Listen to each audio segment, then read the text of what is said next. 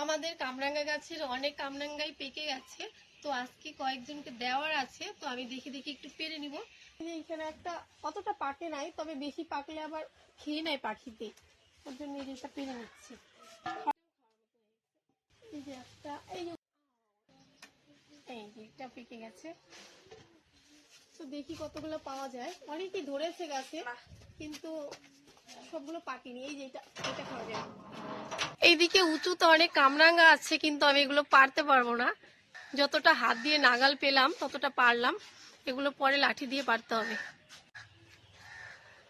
তো এই যে এইটুকু পেরে নিয়েছি আজকের মতো। এই কামরাঙ্গাটা অনেকটা বড় হয়েছে, এই যে এইটা অনেকটা বড়।